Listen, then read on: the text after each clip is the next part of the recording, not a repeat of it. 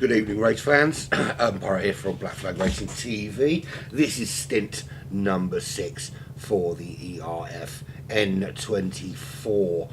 The drivers are about 6 minutes away from, well, some of them 6 minutes away from plopping in, and their teammates joining them, well, not joining them, but joining us out on track here at the Nürburgring. Yeah, well, it's been spicy. I've had to work for most of the day, so I've missed loads. But I know there's been some safety cars. I know we've lost a team already for technical issues, and I know that it's been pretty darn good racing to this point. If you've been watching Lobby 5, you'll know that Nick is in the lead at the minute. There is his teammate Clarkey for Team Race Asylum. Tim Law is currently in second. Tim Law is, and I'm going to have to consult my spotters guide. I haven't seen much of it, so I haven't just to memorise the drivers. Tim Law is for Clockwork Motorsport, and he's being replaced by GT Racer. There he is in the Lexus. That's RCF 2017 model Lexus. Third place at the moment is Speed Hunter. Speed Hunter is, of course, as everyone knows, with Team TDR Design in the AMG GT3, which I've made no secret is one of my favourite. It's a beautiful, beautiful car, and I think it's Gecko Racer. There he is. It's a Gecko Racer racing. Yes, it is. It's Gecko Racer, and this livery is absolutely phenomenal. When I do a broadcast later, I'm doing this stint number 6, I'm doing stint number 9, and I'll be back for stint number 11. It should be nice and bright by stint 11. I want to have a really good look at this livery because it is absolutely phenomenal work. Really, really good stuff. So yeah, very, very happy with that. I think it's Mr. T17 has actually done the design on it. So yeah, it's a phenomenally beautiful car. Where are they? They are. There's still some way. Still about 3 and a bit minutes, 4 minutes maybe from coming round.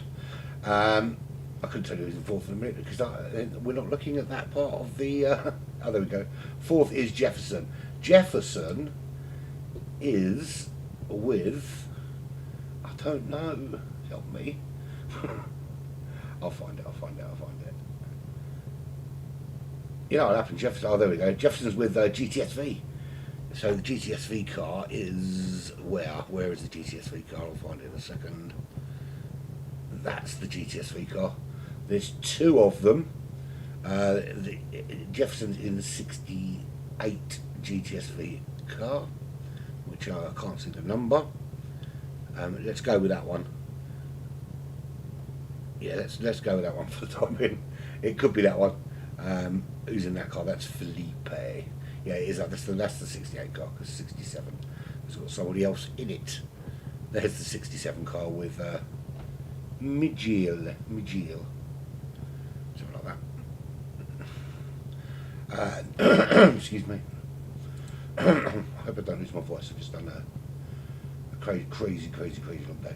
Nielsman in 5th place at the moment. And the cabs are already, despite the fact we just had a safety car bunching everyone up to an extent, it's not been, the gaps are already opening back out. So clearly you can see the Race Asylum boys, the pace is absolutely phenomenal. Really opening up. There was a bit of contention, I think, with the chat about whether, there was a couple of lap cars, and I think 11th and 12th, in between first and second during that safety car period, that couldn't unlap themselves. But they absolutely did the right thing to go out of the way relatively quickly and made it nice and easy for the leaders to go up the road, which is always a good thing. Always a good thing. Yeah. So. Yeah, we're just waiting now for these cars to switch over. Really, you'll note that I am not on with JeGr. We're broadcasting different ways, so it's not. We can't we can't talk in the same place because they do the. He's doing his broadcasting through the PlayStation. I do mine through something else, so I can't feed the two together without turning one of them off. And I'm pretty sure you want to listen to. Well, you might not want to listen to me, but you don't really have much choice. If you're going to want to listen to me for the entire race, then this needs to be switched on this way, and I can't do it the other way. Anyway, moving swiftly on. Everyone is in. Everyone is there. We've got 13 of the 14 runners that started. One team, unfortunately, had to pull out, and that is the team of G-Force Racing for Xerxes, Vines Racing, Honor, and Sam Smith. They had a technical issue, and alongside that, somebody else couldn't cover a stint, and then it ended up with the only person that could cover a stint would have done already 2 hours. So they decided as a team to retire. Didn't they could have toyed with the idea of coming back, and maybe should have done so, but hindsight being the wonderful thing it is, not really ready to go. Right, Clarkey. Why is Clarkey already out? Because I'm watching the broadcast. Oh, they're in now. Okay, the broadcast was on a massive delay. Okay, right, so Clarkey out in the lead. It's 9.5 seconds for to GT Racer. Now, difficult to see the cars, but that's the Lexus RCF. Gecko Racer for the TD Design car, and that's a beautiful, beautiful looking car. He's out in third. Felipe in fourth, and he's picked up that dreaded pit line penalty. And I think the terrible thing actually about the penalty here, the thing that stands out most for me, is that you've got essentially an 8-minute lap or whatever it is, and you're going to have to carry that penalty for the entire 8 minutes, knowing that at some point you're going to have to serve it. I'm wondering whether if they're going to stick with this penalty line thing in GT7, if it's not worth on the tracks like this and like Le Mans that are so much longer, is to stick a few of them in, so you're not carrying that penalty for an entire lap, knowing you've got to serve it. Particularly if you have a really good lap as well. Imagine that you have a really, really good lap, and it doesn't matter what you do, you're going to lose. And let's face it, you lose a lot more than 3 seconds. In fact, the longer the penalty is, exponentially, the more you lose, because the slower you are for the longer period of time. Right, so we are, I think, pretty much everyone. We're still waiting for Apex Magnet, the Ghost, my friend Pastina Calder, and Rounded Potato. Still waiting for them to come out. But this is your race leader, Clarkey. We'll get an on board going in a minute. I do want to send a big thank you to all the other broadcasters, JeGr, who's just finished up, and PonyBoy, and Zokeo, and everyone involved, and for the guys that covered for me when I had a work emergency and I couldn't get back to do my earlier stint. They've all been, to be fair, absolutely big shoes to fill. This is going to look like they're all professionals. They know all the corner names, and they remember things and all that kind of thing. And then this crazy idiot comes in the middle of the night and just starts spouting nonsense for 2 hours. So you've given me two options. I can either get better, or I can just continue to be the clown that I am and you make you look good. Thanks very much, guys. It's been awesome. Anyway, Clarkey, there he is. He's 9.8 seconds clear for that race solo team. And from what I've seen today, I mean, it hasn't been a lot, but what I have seen today, they've been phenomenal from start to finish in terms of pace. I mean, you would expect in the middle of the night at the Nürburgring 24-hour circuit, where you can't see very much, and I mean, look, you can see here. You've got what you can see in front of you, and that's about it. It becomes at this point about memory more than anything else, because your brake markers move and everything around you that indicates where you should be braking and where you should be turning, and all of these little reference points that you've picked up driving during the day are gone. You've got whole new reference points, and yet they're still chucking in lap times as though it's the middle of the day, bright sunshine. The talent of all of these drivers across the board, very strong. The problem is you can't see very much in this view because it's dark. Now, if it was just a night race, we can fiddle with the settings to make it brighter, but it then messes up during the day, of course. Hello there, to that marshal, who, funny enough, we saw clearer than the car. Second place, 8.7 seconds. That gap is starting to close a little bit. That's GT Racer. And I can't see the car numbers, but that's the Lexus thing. Gecko Racer 4, another racer, silent driver, but he's in the TD Designs car. 1.4 seconds back, so certainly chasing down GT Racer at the moment. And you can see here just how beautifully rendered this is. You know, quite often, you know, we do have a little moan up about things that annoy us about GT7, and trust me, there's loads. Little things like being able to have, you know, to bring the menu up, you've got these stupid things like this, and it just ruins the whole look of it. But then when you sit back, right, and you look at the rendering here and the graphics, and you compare it to any other sim racing game, and I know I'm including proper sims like iRacing and sort of more accurate sims like ACC and that kind of thing. The graphics here are second to none. The sound and the immersion is absolutely brilliant. So you can't fault it from that respect. But we are on board at the minute with Gecko Racer. It is 2.4 second gap to that car in front of the GT Racer car, the American ahead of him, and pulling away. Not only pulling away, but was closing the gap on Clarkey, but it's back out to over 8 seconds. So the Racer Silent team just looking so quick at the moment. In fourth, still carrying that penalty. It's going to be a while before he gets rid of that. And I'd love to reel off. I've got a list of them called lanes. I'd love to read them off, but one, I can't pronounce most of them, and two, there's 170 corners here, man. 170. I can't remember 170 corners. So over the course of these 15 laps, we will see somewhere in the region, or we won't see, but the drivers will see somewhere in the region of 2,500 corners. There's 170 on a lap, and the Nürburgring itself, as you very well know, I'm sure the other broadcasters have told you already, but we're looking since 2002. We've had this 24-hour layout, and it is 15, nearly 16 miles of track, 25.3 kilometres, 170. That's, you heard it, 170 corners. And if you consider also the lap record around here, in the GT3 class is the Ferrari 296, the Ferrari 296. That was in 2023. I think it was Daniel Kel something, I can't remember his name properly, Daniel Kelwitzy. Yeah, I think, his name's Daniel. And he did it in 8 minutes, 8 seconds, .006. Wait till you see the lap times these guys are chucking out. It's insanity, absolutely insanity how they can do it. Just don't know how they pull it off. I think my cookies right here is about 4.5 days. You can see there just how brutal that penalty is. I was waiting for that penalty line so you could see just how brutal it is here on this out lap. So we've got Clarkey leading the way, 6.6 seconds. As it has lost a little bit of time to GT Racer.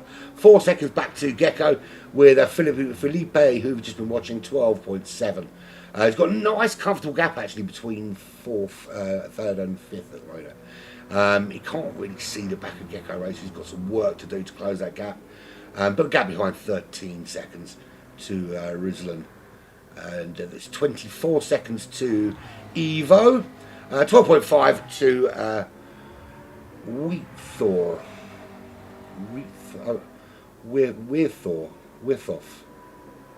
Withoff.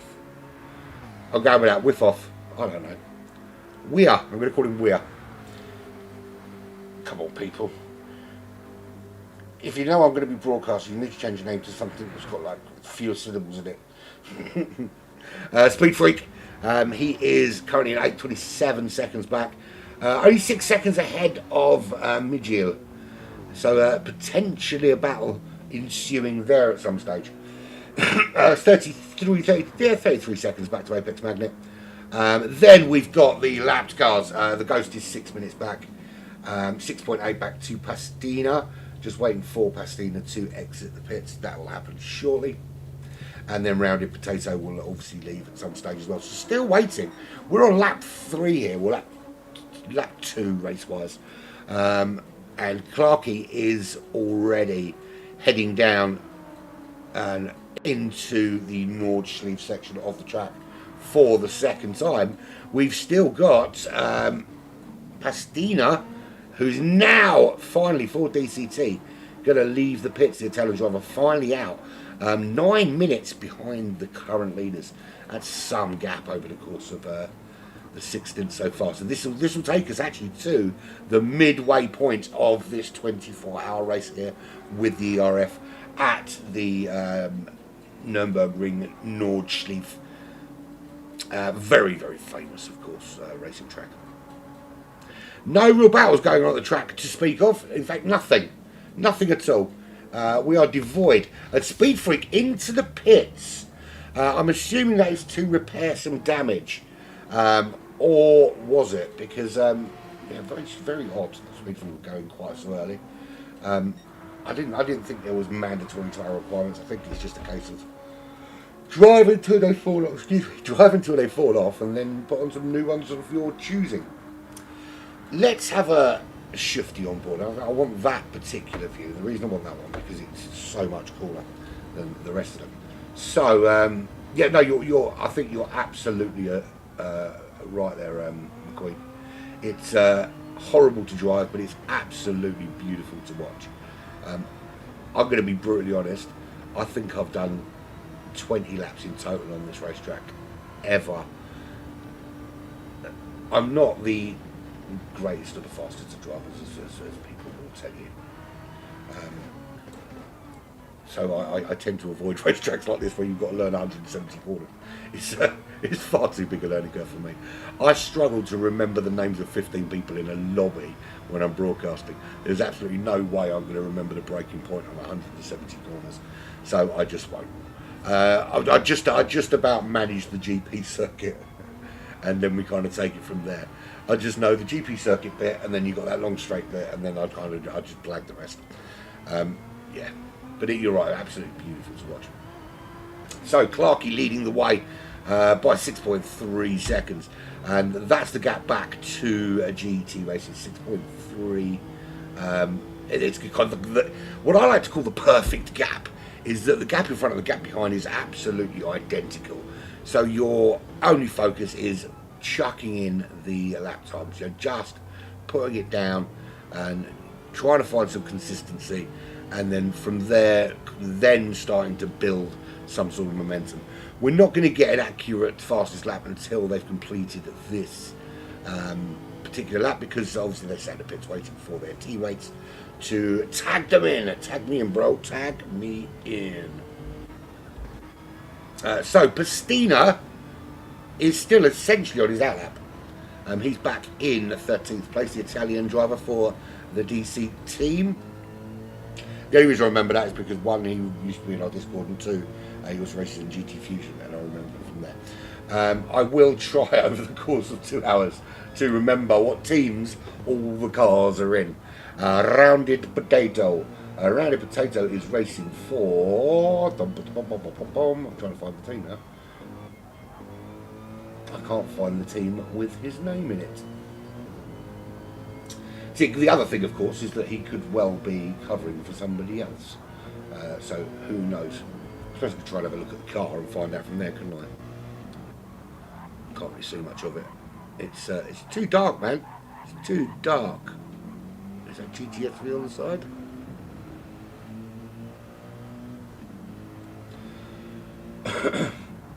Trying to find it for the livery. Oh, there it is. Rounded Potato. Car 51. It's Team CPTL. There we have it. This is probably the best view for night time because you can't really see anything else anywhere else. There's no real battles going on at the moment.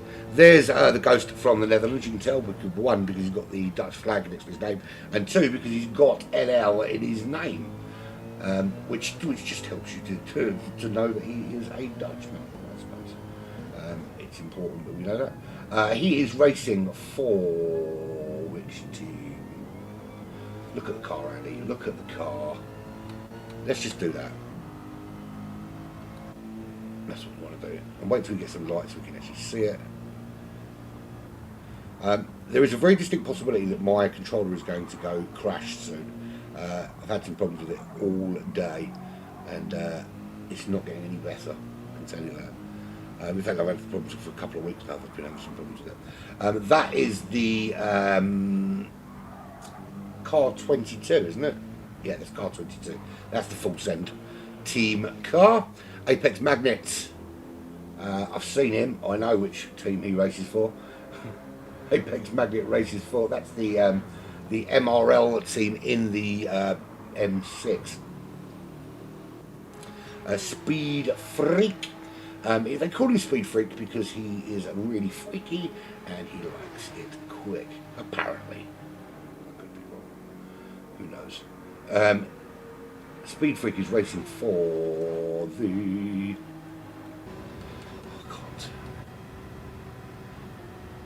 Now, I guarantee you, every other broadcaster spent some time to learn this.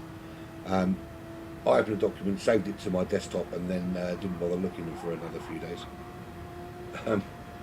To speak for that's the 88 cast, and that's Project Revolution. Now I should know that because it's the pink 911, but it's dark, man. It's dark. What am I supposed to see in the dark?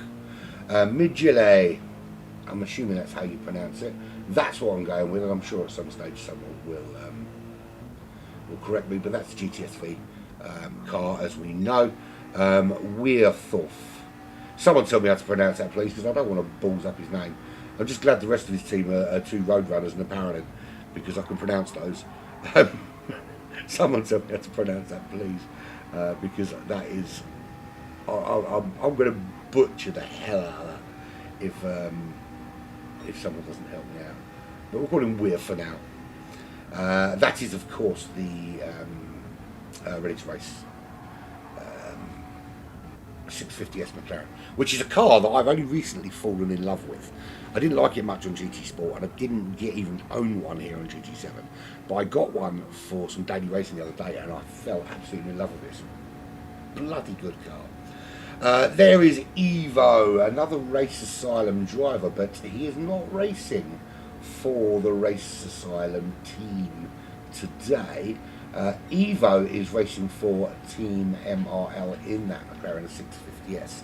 The team that was containing Bite the Roses, and I don't think Roses is racing him. I think he's been replaced. There's a Rizlan Zarakov. That is a BMW, and that is the BMW of the TDR M6, TDR Design M6 team. And then we're up to the top four yet again. So Clarkey has put in a phenomenal 8:02.6, which is not a shabby lap when you're looking at this time of night at Nordsleeve, to be putting in anything close to 8 minutes. And bear in mind that is quicker than the actual lap record at the Nürburgring, and he did that at night. So still putting in some phenomenal times. I wouldn't be surprised at all to see Clarkey putting in a sub 8 minute sometime over the next 2 hours, over the next 14 laps, 10 laps from now, because I'm lap 4 of course. GT Racers now 10 seconds behind, the gap just opening up a little bit, and causing one or two issues maybe with Gecko Racer behind soon. That gap's come down a little bit to 5 seconds, so it could be that Gecko Racer is going to close that gap a little bit on GT Racer, and that'll give Clark even more of a breather. Although not that he needs it, as a Midget goes into the pits again very early. Not quite sure why he's in quite so soon. We'll have a quick look at the car info. He's got some damage. He's repairing that damage, and that's why he's going in. So clearly he felt that the car couldn't continue as it was, which is why he's gone in. I hate this screen. I hate it so much. So in he goes, and out he goes again. So bear with me one moment.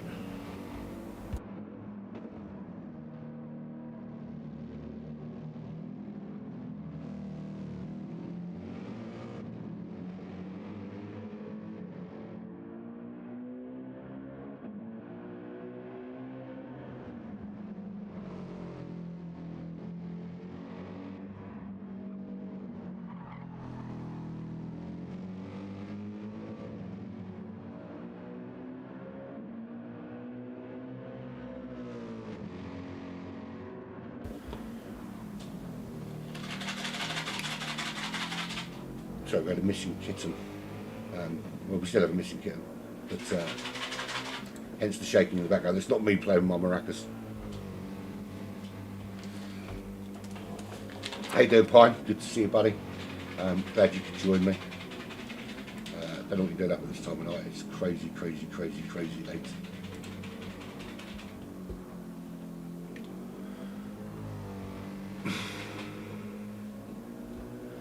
So, who's singing? Who's singing and why are you singing? You shouldn't be doing it. I'd lost the sound in my ear then, but it has returned. I'll turn it down. Right, so let's get back to this front three. Are we going to have any hope over the next hour or so of seeing these gaps coming down? Because at the moment, it just looks to me that Clarkey is absolutely dominating. I think we're in desperate need. Not that we want to see a car absolutely melt into wall, but I think we're in desperate need of a safety car. And get this lot bunched back up together and really close down the gaps between them, and then we can see some proper racing here at night time. And I'll tell you what, the sheer bravery of these guys going side by side through these corners at the Nürburgring, with it being as dark as it is phenomenal, absolutely phenomenal. But this is how we are looking at the minute. Clarkey leads the way by 13 seconds, 13 of your most glorious seconds. Just want to catch up with the chat again. GT Racer is 5 seconds ahead of Gecko, but 13 seconds down from this battle right here. That's your top three. Gecko Racer. We've got two of the Race Asylum guys in that top three, although only one of them racing actually for Race Asylum, of course. 16.6 seconds is the gap back to Felipe, and he is a little bit lonely on that racetrack. They all are to an extent, but there's big gaps either side of him. He is not going to see anyone for some time, and I'm sure he's going to have to wave at a marshal or two on the way just to get some human connection over the next 10, 11 laps. Rizlan is in 5th position, again similar to Felipe, is that you can't, and the thing is as well, because it's dark and then because it's so twisty, you're not even going to see the tail lights of the cars. We'll have a little look at the gaps between them when we get the really long straight, whose name escapes me. I don't know, why am I pretending I know the corner names? I know some of the corner names on the GP track, I don't know the rest. I've got a list of them. It's useless to me unless I physically stare at it and go, well, that's corner one, that's the phrase. Pointless. So, essentially, I'm going to have a look and see how far ahead you can actually see.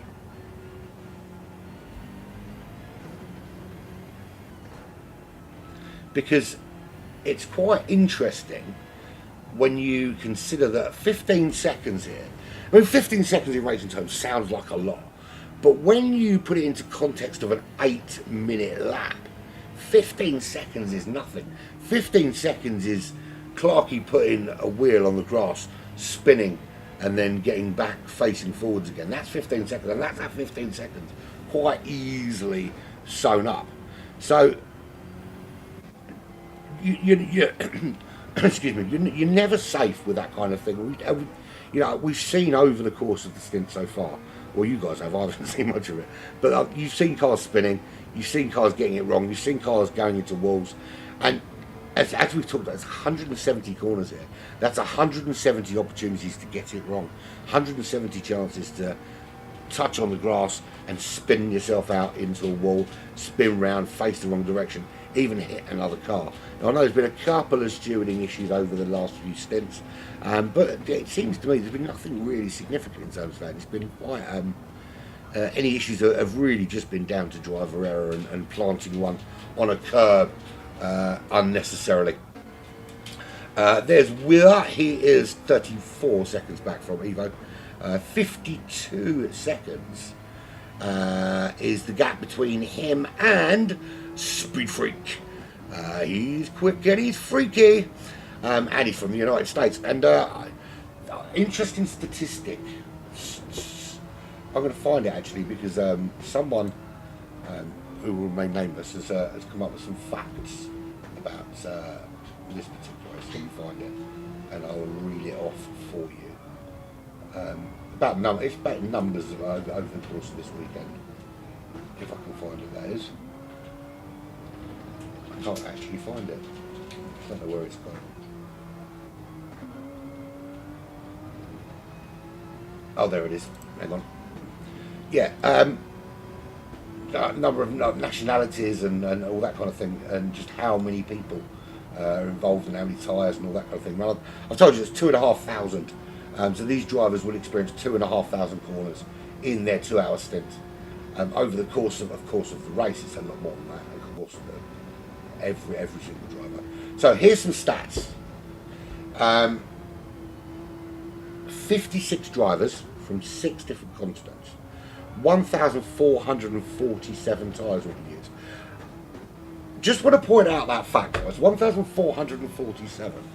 Now, I'm not the world's greatest mathematician, but surely that should be some combination of 4. Shouldn't it? Or at least an even number. Who knows? 16,800 litres of fuel. It says just so that's when it gets boring. It's not boring. Because look at this gap here. We've got a battle. It's Apex Magnet making a move on Speed Freak. Can he get the move done? Absolutely gets it done quite easily as well, from the looks of things. So Speed Freak losing a place there. And look, we've got a replay. We've got a chance to look at something happening. Where's it gone? Why has it gone to completely different drivers? That is nuts. Okay. We'll ignore that then, because for some reason it decided to show completely different drivers than the ones we were actually looking at. There we have it. So, Speed Freak losing a place to Apex Magnet. Apex Magnet moving through as we head into the GP section of the circuit. We can actually have a good look here. This is where we get nice bright lights, lots of fans all waving, and they will be in bed by now, surely. Speed Freak just behind, and this is where the track differs somewhat from the standard circuit. That is a little cut through, basically. You cut out the first few corners, you cut through here, and you've got this section of the racetrack, which is pretty much the only bit of the GP circuit they use, heading up, of course, towards this left-hander, sorry, the right-hander, ignore me. Nice and tight on the inside line here. Don't get too brave on that loud pedal while you're going out onto that gravel, and then you head up the hill for this sweeping left and right combo. Beautiful left and right combo, of course, the Centre S. Sorry, the Schumacher S, the Centre S is at Interlagos, of course.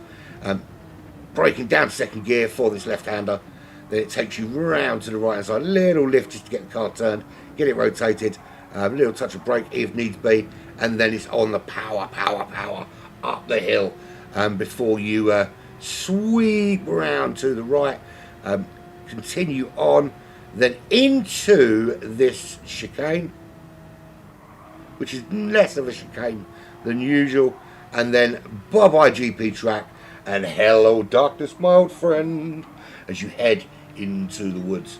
And I do want to say, I watched a video the other day of the great Sabine Schmidt in a Porsche, I want to say Carrera, but I might be wrong, on board with her, absolutely demolishing people through this particular section in the rain. It was a phenomenal feat of driving. I mean, she was a legend that obviously grew up and knew this track like better than anybody in the world. Just absolutely full affinity with this track. And will be sorely missed, of course. But no, it was a thing of beauty to watch. Just all these other professional racing drivers getting absolutely annihilated by her in the rain around here. So there we have it. Trying to find another battle somewhere, and there are none to be found. There's Clarkey. He leads this race now by nearly over 20 seconds. Another fastest lap with 8:02. He hasn't gone sub 8 minutes yet, which is surprising actually. I'm kind of expecting that to happen at some stage. Can you see fourth? Of course you can. There he is, 21 seconds behind Gecko Racer, and 10 seconds ahead of Rizlian. Is this the early hours of the morning? I've had a very long day and I've had not nearly enough alcohol to get through this.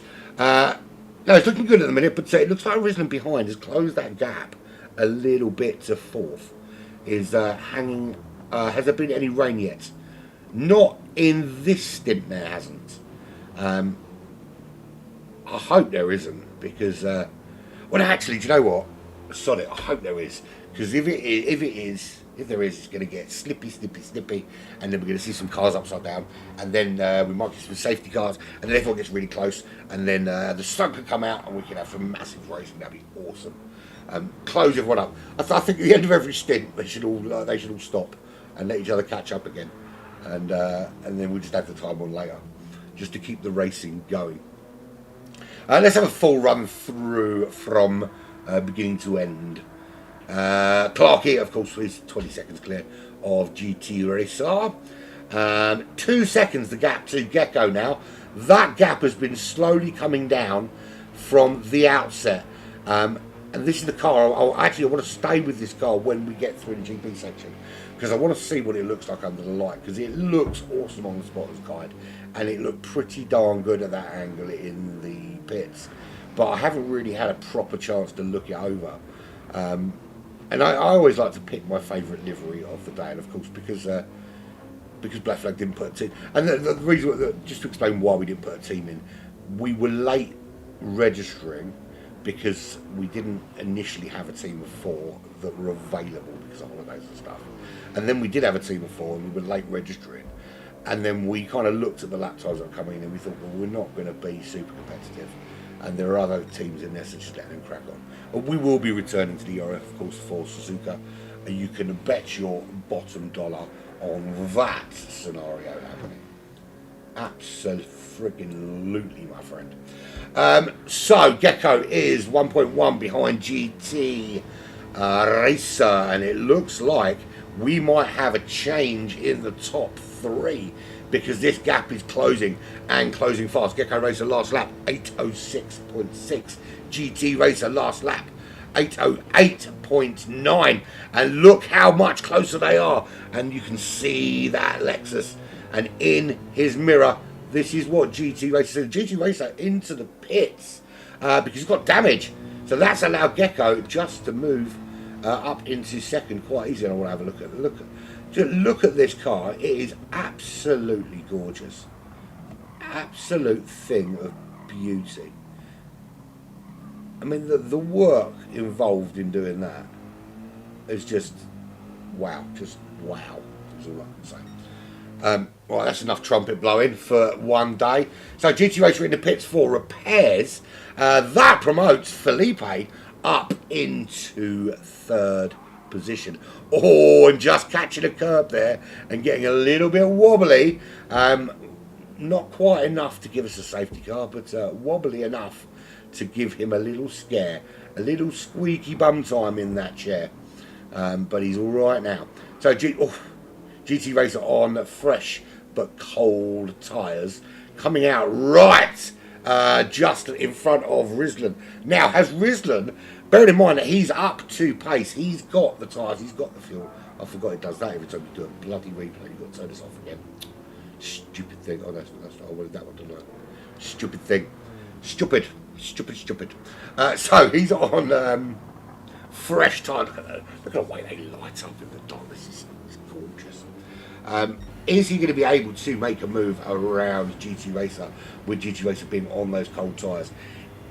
It's always a bit of a worry when you come out and you've got a car chasing you down and you're trying to get back up to full race pace, because when you're on the new tyres, there's always that danger that you can't quite plant it on a curb like as you would like. You can't quite get on the power and get the traction out of the car as well as you'd like, because the tyres are just not quite ready for that. But Rizlian at the moment has got to take this opportunity while it's there. So while the car in front is trying to get the heat into those tyres, that's when he needs to go hammer time as they flick round to the left hand side and head into Nordschleife for the 6th time or the 5th racing time this evening. Heading down, and the undulations and the twists and the turns of this glorious, glorious racetrack. So accurately recreated. I say accurately recreated. They could. I've never been to Nordschleife and I don't know it that well, so they could absolutely just draw anything and go, "That's Nordschleife," and go, "Oh, cool." Say so. Yeah, no, we are definitely looking forward to the next race at Suzuka. We're going to have 100 teams in there. We're not ready. We're going to have 14 teams running in it if we can get registered in time. Yeah, no, really, really looking forward to that one at Suzuka. It's going to be awesome. So, yes, Arisen didn't take the opportunity to capitalise on the cold tyres of GT Racer, and we go back to finding gaps. And there's one. It's 23 Great British seconds now to Gecko Racer. Gecko Racer, who was really closing on GT Racer, by virtue of the fact that GT Racer had a little clump into something immovable, and that allowed Gecko Racer to get closer. And then, of course, GT Racer went into the pits, and Gecko said, "Thank you very much. I will have 2nd place. That will suit me lovely jubbly." Felipe moved up into the top 3. And that left GT Racer in 4th place with the Rizlan Zarinov. And that's the Russian flag, isn't it? Is that Russian? It's not Russian, is it? Oh, I don't know. Evo, he's running in 6th. He's still got massive gaps either side. It's a difficult. When it's dark like this, you know, you're trying to find your brake points and your bike points and where to put the power on and where not to put the power on, and still trying to be competitive on a racetrack that's completely different than it was 4 hours ago, 5 hours ago. And you've got to do that with no cars around you, and you know you're 21 seconds away. Essentially, it becomes a time trial. You've got to be so careful not to get complacent and not to kind of lose that concentration. That you know you're looking at a gap that 20 seconds, 21 seconds, 20.5 seconds. You've got to be so careful to make sure that you're kind of still churning out that consistency where possible. And of course, I was about to say it's very difficult to be consistent over 170 corners, but he's done 2 laps, an 8:08.0 and an 8:08.5. And so half a second difference in the lap time over an 8-minute lap, 170 corners, 25 kilometres, and half a second difference in lap time. Now that to me says this guy has been chucking in a lower laps. And and I just found that rhythm. The thing is, if you love this track, then you're absolutely not going to have a problem with doing it. The one thing I will say about a track like this in particular, because it's so long that even if you don't have the perfect lap, but you kind of break it down into sectors. You can have 2 or 3 really good sectors, and if you get a sector wrong, as long as it's not fly off into a tree and wrap your legs around it and leave them in different parts of the forest, but if you get it a little bit wrong and lose a bit of time somewhere, if you start breaking down sector by sector, you can still get a good overall lap time, because it's such a long lap. And there's I can't even remember how many sectors there are. There's a lot of sectors, but it is what it is. You kind of chuck your lap in, and you see where the chips fall at the end of it. And right, looking down the order, nothing really doing here. There we go. 1 minute 19 between Ghost and the Rounded Potato. 6 minutes. Well, that's actually come down, because it was closer to, I think it was over 7 minutes when the race started. So actually, the Ghost is really putting in some solid. I mean, 8:11 to 8:17. So this stint looks like it has the ghost closing down on that top 10. And I mean, it's going to take the majority of the stint to do it, but certainly going to be a lot closer come stint 7. A rounded potato. Aren't they all rounded? I suppose it's a well-rounded potato. His lap time's in the 24s. 8:24, fastest lap time for rounded potato. Currently sitting in 12th, 6.9 seconds ahead of Pastina Galda, who's done an 8:23. Pastina from Italy, racing for the DC team, trying to close down that gap and give himself a bit of a battle. We are down to 13 teams after retirement from the name of the team is Wicca some shady. Can't remember. G-Force Racing, thank you very much. Yeah, G-Force Racing, who have retired. So basically there was a technical failure and then one could come back and then others could come back. It is what it is. It is what it is. Right. Has Clarkey made a mistake or cocked something up or... No, of course he hasn't.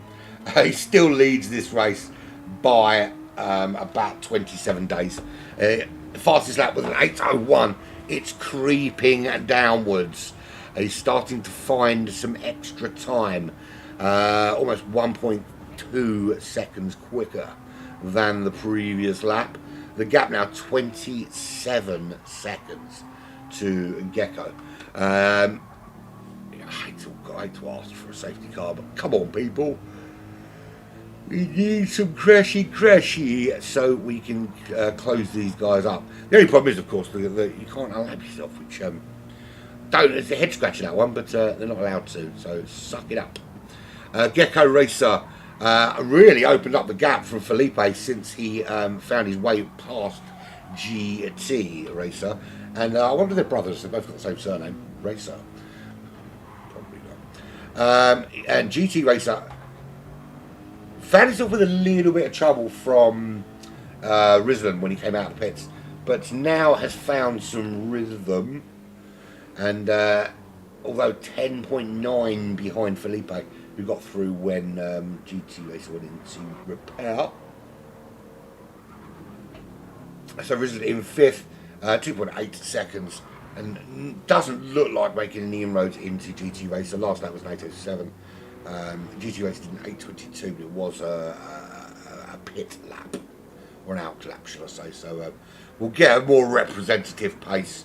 Well, the representative pace there is clear. It's in 8:04.7. R.A. Evo, he's done 8:07.2, and he's in that really comfortable position of just being able to float that car however he wants. He's got no one anywhere near him on the racetrack. This is what I wanted to look at. The gap's 43 seconds, it's too long really to see any cars ahead. But I wanted to look at this one because you can just see there, now that's 6.2 seconds, that gap, and you can just see the lights of the car ahead on the coming off the racetrack as they head down this long straight, which essentially leads you back down towards the GP circuit. See it there, just going around to the right hand side, and again there it is, just there. This gap's coming right down. 5 seconds it is now.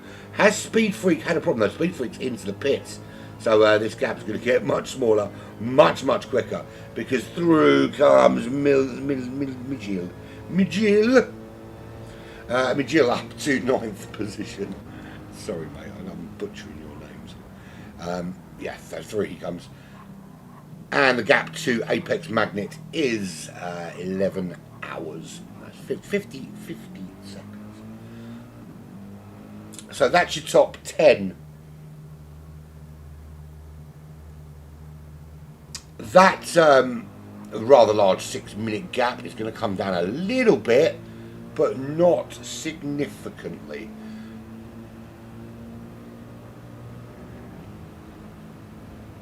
How's GeForce Racing getting on? They retired, Sam. They retired some time ago due to a technical failure. I think it was in the first or second stint they retired.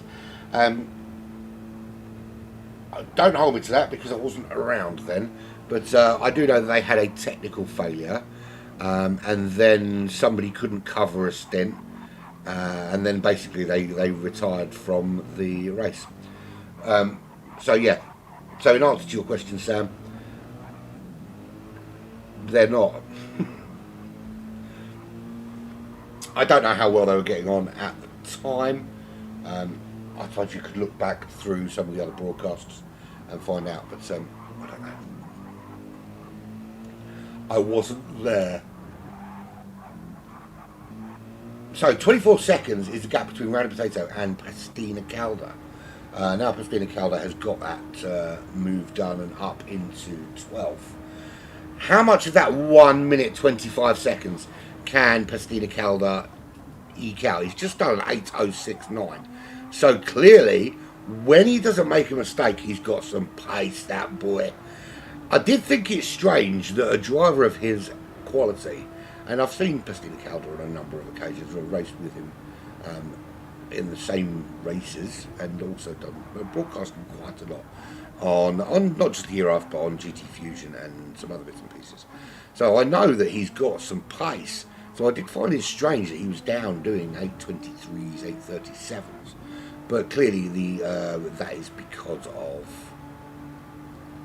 crashes.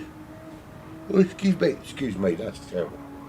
I don't know, the thing is, I've got a mic on my headset, but I'm not actually using that one. I've got a separate mic, and I keep covering the headset one like it's going to make a blind bit of difference when I yawn in your faces. To be fair, this time of night, I should be going. I should be telling like either like a ghost story or like a good night story. It's late night radio with UrbanPyrate. Hello, children. Are you sitting comfortably? Then we'll tell you the story of R.A. Clarkey. There once was a man called R.A. Clarkey. He was the fastest man on four wheels, they all said. Oh no, said all the other teams. But they were wrong, because Clarkey was smashing them. 801.0 is his fastest lap thus far, and I wouldn't be at all surprised to see some more purple coming from this boy between now and the end of this boy. The first thing was this boy. I don't even know how old he is. He's probably older than me. Oh yeah, he might be. Why not? I wouldn't be surprised if we see more purple. The gap is now 30 seconds. Potentially by the end of this race, it could be a minute clear. We're not far off. Excuse me. I hope I don't lose my voice. I've got 2 more stints to do. We are not far off halfway in this race, which means that you don't have to listen to me talk absolute tosh for at least another 4 hours. Yeah, I'm with you until 3 a.m. there or thereabouts, when I will be replaced by the absolutely wonderful and enigmatic Chronic. I think it's Chronic coming after me. Looking forward to hearing Chronic. He's not yet done a stint, unless he goes. Well, I don't know who it was. It was JeGr that covered for me, wasn't it? We've had PonyBoy was led us out. He's absolutely brilliant. You know what? I think all of the broadcasters are awesome. All of them. Put me to shame they do with their knowledge and their professionalism. I'm just a shouty weirdo that it's probably better suited to this time of night. So it'll be Chronic will be with you from about 3 a.m. something like that. Then Vega will be with you from 5-ish, and then I'll be back, coffee in hand, at 7 a.m. to bring you the breakfast edition of the N24 before I disappear off and go do something more adult shaped, and JeGr will come in with his JeGr will come in with his incredible knowledge of all the corner names here, and who are all the teams and all the drivers and everything. He's incredible knowledge, and he can pronounce them. Not only does he know them, but he can also pronounce them properly as well. And then I'll be back with you from 11 AM for the penultimate stint, before PonyBoy comes in and takes all the glory for the final stint here with the ERF. This is stint number, this is the midpoint. By the time I leave you, we will be halfway through this 24-hour race here at the Nürburgring for the Endurance Racing Federation, ERF, of course. This is one of their marquee events, this N24. And the next event coming up will be Suzuka in August sometime, I believe. Don't hold me to that, of course. I think it is August. Looking forward to that one because Black Flag will be back in that. We are watching Shark. I'm not going to watch Sharky. Sharky was in the last broadcast I did. Clarky, however, we are watching. Didn't beat his 8:01.0. Lost 8/10 on that last lap. You're slacking, son. Not having it. Sort yourself out. What are you doing? 32 seconds is the gap now to Gecko Racer, who is currently running 22 seconds clear of Felipe. Since you got through past GT Racer, it's been it's been getting bigger, that gap.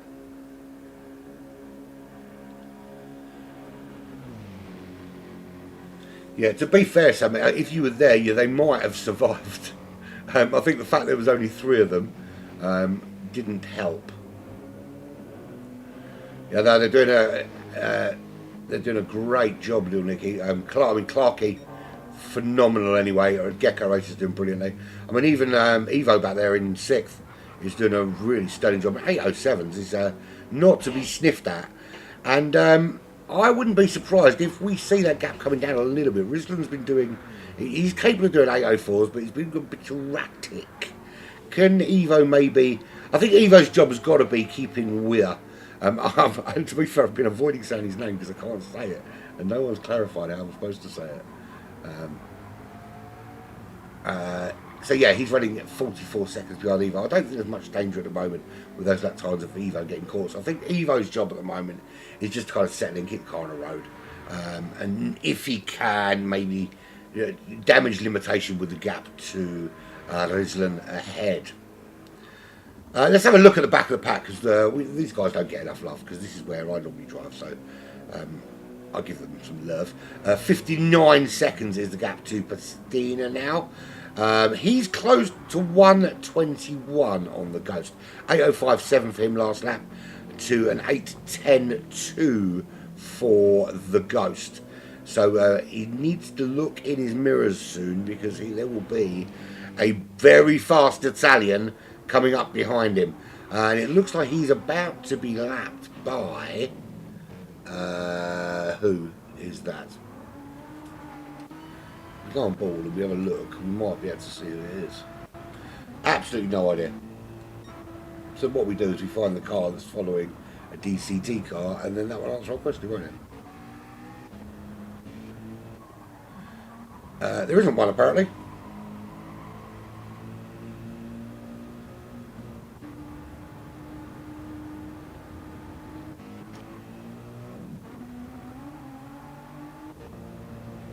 I can't find who it is that's coming to lap him. The best way to find out is we'll just wait until you get there. I could just do this and look at the little mini-map thing. There we go, it's Apex Magnet. That's who it is. If I looked at the mini-map in the first place, I would have found it. Yeah, so at the moment, Apex Magnet, so 8th place now, coming up to lap those guys towards the back of the pack.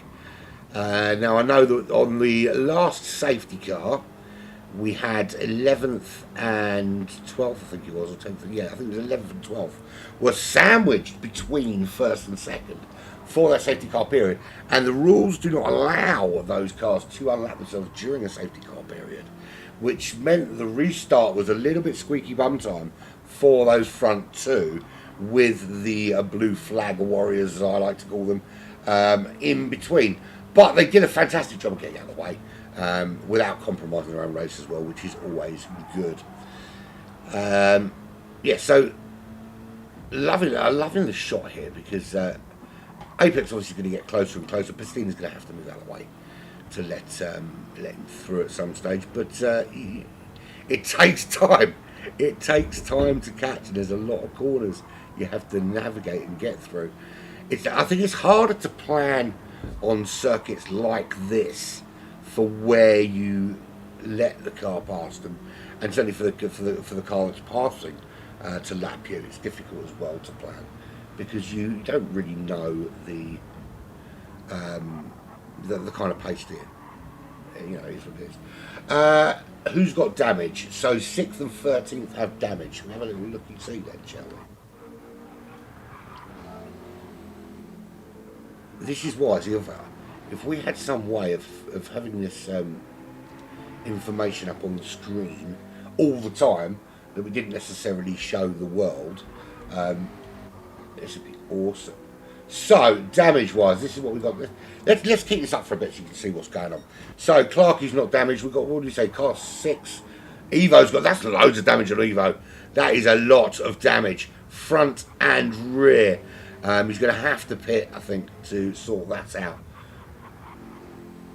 Unfortunately.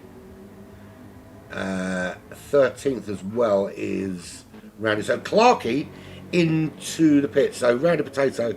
If he had damage, he's got rid of that now. He actually come out of the pits, which is why he's so far behind Pastina. So Clarkie coming in for his pit stop, probably a little bit earlier than he needed to, but that doesn't matter because he's in and he's getting it done.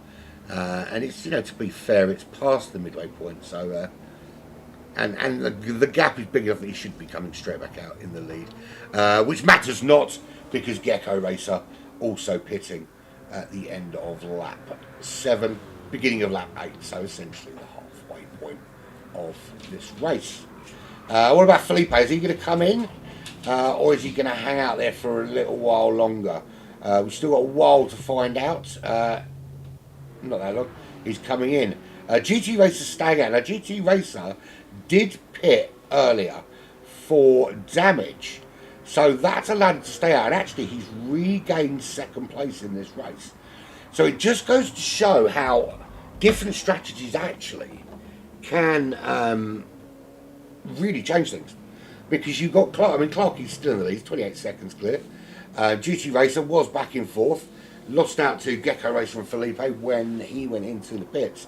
But now they're pitting, he's gained that position back, and gained himself 8 seconds over Gecko Racer as well.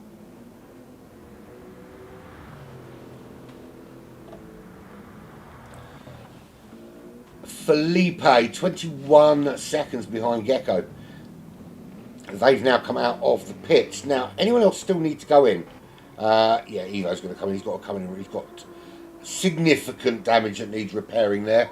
Now, where does he come back out? Because we will still need to pit at some stage. Yeah, he'll still, I think, oh yeah, well, if fuel-wise, he'll need to pit. So he'll still need to come in. Apex Magnet will still need to come in, as will, or actually he might not. He might be able to make it, Mijil. I've not really, because I haven't had the fuel, I've not really been able to monitor it in any meaningful way, because I can't see it. Speed Freak, he hasn't pit, sorry, he has pit, so he might make up a position or two. Yeah, go on, go, Pony, get him out, and plug them into your biggest speakers and smash it out. Not my particular cup of tea music-wise, but I am partial to some very loud music. That is the Ghost. He is running in 11th place. We know he's a lap behind, pretty much the lead back. Not far off it, 5 minutes behind, so in the scheme of things, it's almost a whole lap. Pastina Calda still in 12th, but that gap is slowly coming down. It was a minute and a half. It's like a minute and 18 now. So he is eating in to that distance between themselves and Ghost, and it's 1 minute and 8. Is it 1 minute 8? That's not minute. Yeah, 1 minute 8 seconds or so to Pastina for a rounded potato. 28 seconds. Clarkey leads. His last lap was 8:18, but that's because he went into the pits, so you can't count that one. You probably can't count this one either. Then we'll see what sort of pace he's got. GT Racer managed to regain second, and is now sandwiched between those two Race Asylum guys, and not in a fun and naked way either.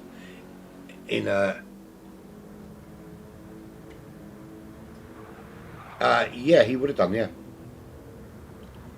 So Speed Freak.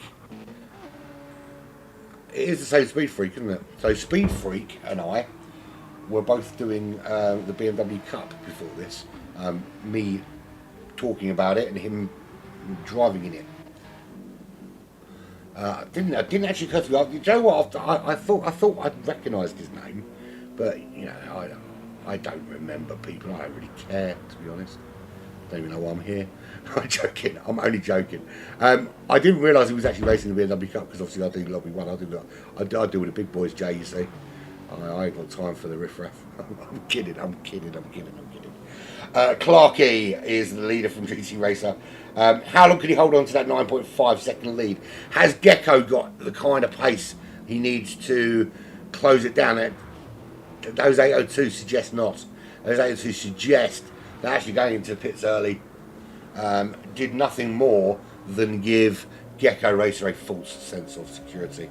His best lap is an 804, but he's struggled a little bit to stay out of the 806, anywhere quicker than 806 in terms of consistency. 804.3 is his fastest lap, but his consistent level is 806 odd. GT Racer, again, he's dropped into those low, also high 802s, but prior to that, he was running in the very wide apart times, 804, 808, before he went into pit, but he pit very early in this race. Felipe, 805, 806 as he's running at, and behind him, Ruslan's actually done an 804.4. So we could potentially see a challenge there from Ruslan on Felipe for a place in that top 4. He's obviously been in the pits. He's going to make it to the end of the race now. So this is a straight shootout to the line. That's fine. You'll remember what? You remember that I referred to anyone outside Lobby 1 as riffraff, or that Speed Freak races raced in this straight after GT Champions, the BMW Cup. There is Evo. Evo Kinevo in 55 seconds behind the Ruslan, chucking in steady 807s. Stutter. Rithrothrothov, the person whose name I cannot pronounce, despite the fact I've tried and absolutely ballsed it up a couple of times. He is racing for the Ready to Race team, so I'm just going to call him Mr. Ready to Race. How about that? Can't possibly bugger it up then. Yeah, Ready to Race driver. 1.8 seconds is the gap behind Evo. Is he going to start putting a challenge on him? His lap times suggest that he might not. He's been doing steady 812s to Evo's 807s, but if Evo's had a problem, this is where the Ready to Race guy can get involved, maybe get a nose in front and hope that Evo makes a mistake. The other problem, of course, is that he does still need to go into the pits. Right, let's get rid of this on-screen information because it's not supposed to be up and get told off if I leave it up, even though I really, really want it, man. Really want it. I don't know who the Robster is. I don't know if he's supposed to be here. I don't know if he belongs here. But I'd rather you didn't come into a room during a race. See you later. See you later. Right.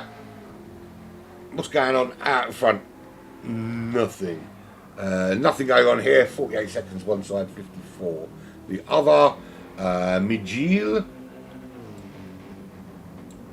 is yes, big gaps. Big gaps, big gaps. Massive gap there for well, it's under 5 minutes now. That's a good thing, right? That it's under 5 minutes? I think so. That gap's still 1 minute 17. It was closing it for a while, Pastina Calda. And he is still doing so. It was 8:09 for the Ghost last time out, who's getting some blue flaggy flags. We're starting to see. This will be lapped again, won't it? Or is it being lapped for the first time? Who was it that came through and lapped him? It was Rizlan in 5th, so that won't be for the first time, actually. Yeah, I think that's for the first time. Right, the Ghost in the pits. This will be his first and only pit stop. Does this mean Pastina? Well, Pastina's going to be closer. He's not going to be in the pits for 1 minute 17 seconds. But it will give Pastina a little bit of confidence when he sees that gap tumbling down. And, you know, might give him that impetus just to kind of kick on and nick a place or two. Who knows? Who knows? I certainly don't. I've got a keyboard right in front of me and I'm reaching across to use a broken controller like some kind of idiot. Yeah, riffraff, mate. That's what I said. I said riffraff.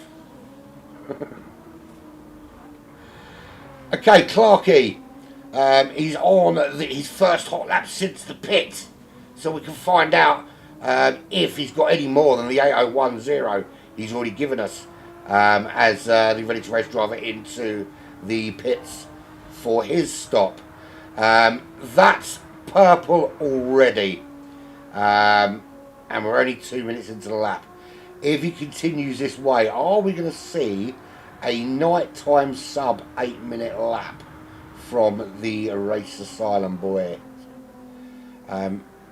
We know Clarky can do it. We've seen Clarky already. I think in Stint 1, I did watch a little bit of Stint 1 because I thought it was alright. In Stint 1, I'm sure he went sub. Well, I know certainly in qualifying, these boys went sub 8 minutes. Some of them did, and Clarky being one of them. Is he going to do it in the race now? And I'll tell you what, to do that at night time, phenomenal stuff. Really, really is. Why am I getting a little bit concerned of where this cat has gone? Because although the kitten does sleep all night, you usually know where it is. It's nowhere to be seen. Oh, I've got 5 laps time. I can go and have a little hunt for it. I'm sure it will come out. I'm sure once it gives some, put its treats out, it'll crawl out from wherever it's hiding and come and see me.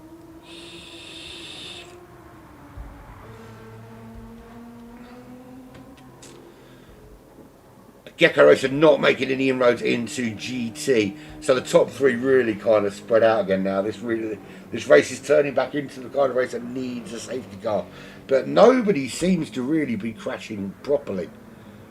You know, there's no like, there's little scrapes, there's the occasional foray with a wall, but no, we haven't had any engine damage for ages. We need some engine damage, man. We need a big full-on Paul Walker-esque Porsche into a wall kind of scenario. Realise I've just offended half the world. Mijil is in the pits. 27 seconds to Speed Freak. Where is Speed Freak? Here comes Speed Freak. He's speedy, he's freaky, and now he is in ninth, is he? I think Magile just got out ahead. The gap, though, is only 2.2 seconds. That will give him a little bit of confidence to start going after him. Remember that Magile is on cold tyres as well. So, Speed Freak better watch out. Give it some beans. This is going to be your opportunity. We'll go on board because we can, because we have that capability. That's very weird. My computer just started doing very, very odd things. It's fine now. 1.4 seconds the gap down to. Is he going to close on him and make something of this race? Who knows? At the moment it certainly looks like that is the case. Really closing down on him at this time. I'm a little bit concerned with... oh no, wait. Ignore me. Absolutely ignore me. So, 1.5 seconds now. Last little section of the GP racetrack before we disappear off into the countryside. This is where Magile needs to start getting up to speed. Those tyres need to be ready because this is where the track gets incredibly tricky. 1.7 seconds gap, 1.5 seconds the gap, 1.4, 1.4 and a half. Is he getting closer? It looks to me the Speed Freak has found a little bit of pace here and is starting just to put a bit of pressure on the back of Magile. Does this force a mistake? When you've had 28, 29 seconds over a driver and you come out of the pits and all of a sudden they're on you. They are properly on you. That's when mistakes happen. You're trying to push to stay ahead. You want to make sure they don't get a run on you. You're acutely aware that your tyres obviously not quite up to scratch as theirs are. You've just stopped, so you've kind of broken up that rhythm a little bit. It's so easy to make a mistake at this stage, to just dip a toe, dip a wheel on the grass, a little bit too much grass. Just let that back wheel slide too far off the rumble strip, and then all of a sudden, blam, you're in a wall, and everything's gone dark, and your clothes all fell off, and your car's broke, and the guy that was chasing you is gone.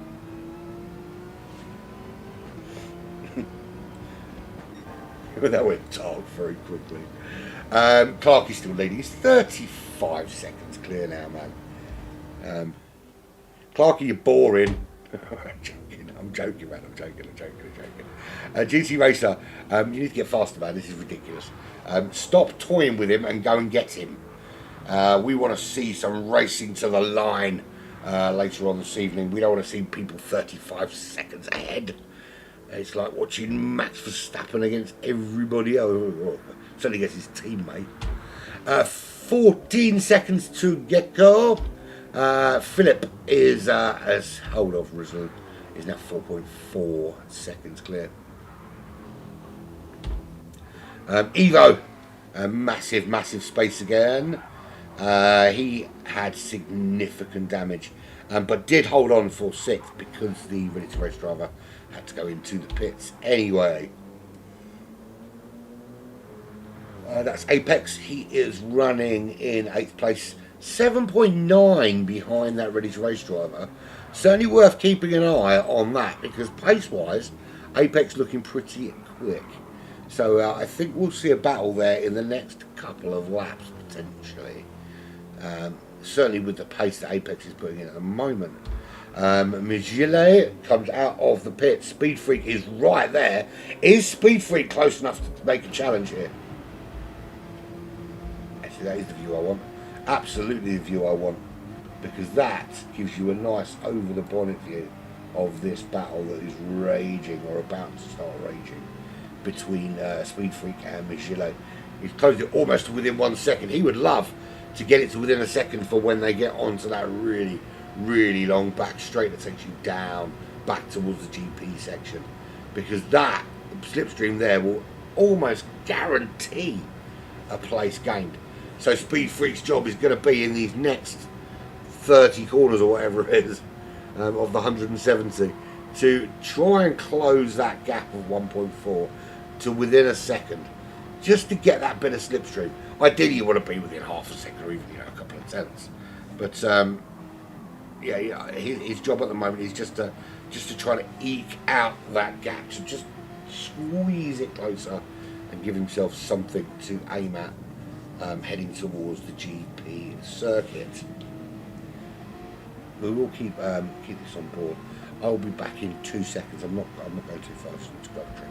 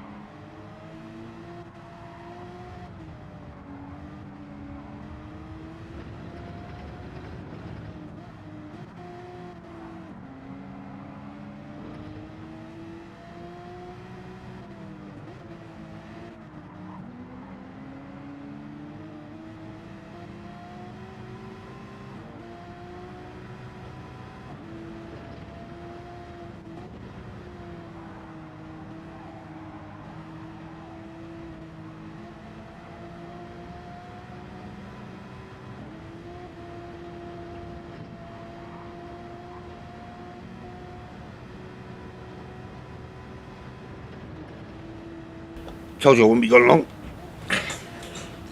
Yeah, the problem is at this time of the morning in my house there's nobody to go and do slave work for me, like get drinks. No, I'm not suggesting that people in my house are their slaves, but why would you not have why would you not have that many children in your house and not have them running around for you, or not, as the case may be.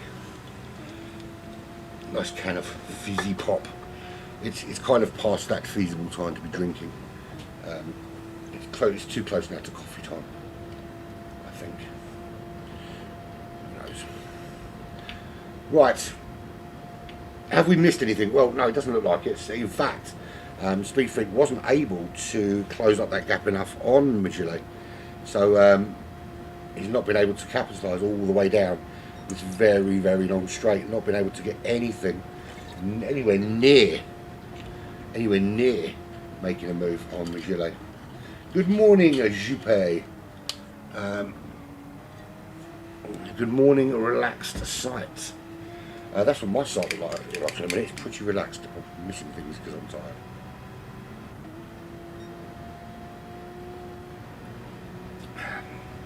Everyone getting the drink and not drinking it, right? Okay.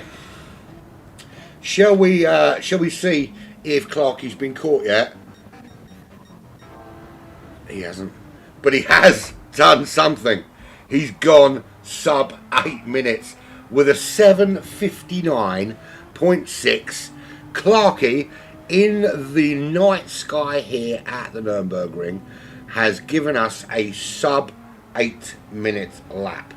Just when you thought it wasn't coming, and it does, a 7:59.616. Now it's not the quickest lap we've seen today, but I think it's one of the quickest we've seen when it is dark. There we have it. There we go. Not sure who's running the next stint after Clarky. And obviously Clarky's teammates are, I'll find them in a minute. We've got Nick, of course, King Ears, and Ost.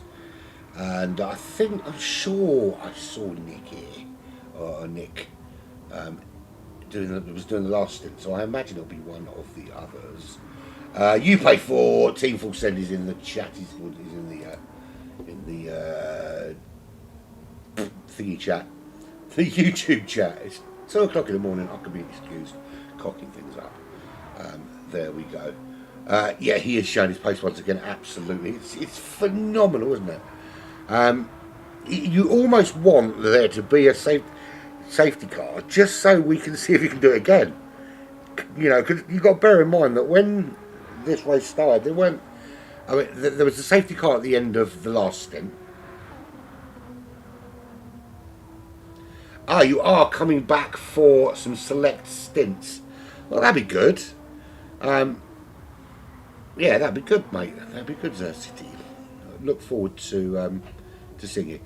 Yeah, so at the end of stint 5, there was a safety car that took us to basically left us with 1.5 lap racing laps at the end, and Clarkey managed to open up something. Sorry, I think it was Nick managed to open up something like a 5-second gap for Clarkey.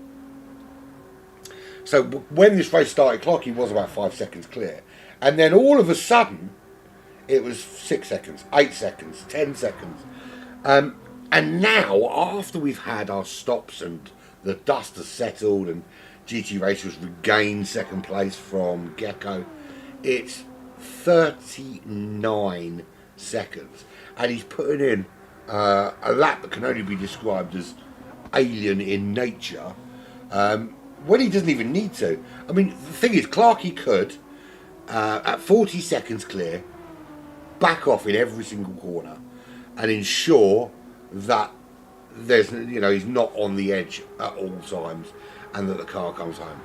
But to me, it just doesn't look like the boy's built that way.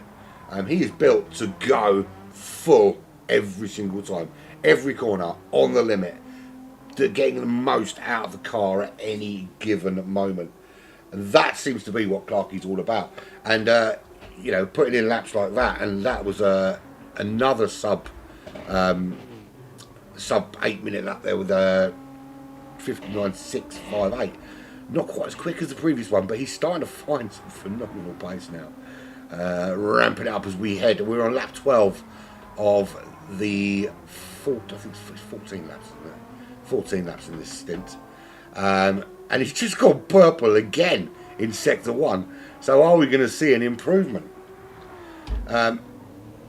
Behind him, that is GT Race. He's got 18 seconds over Gecko. They're both named Racer, but they're not related. It's like Smith. There's just loads of them.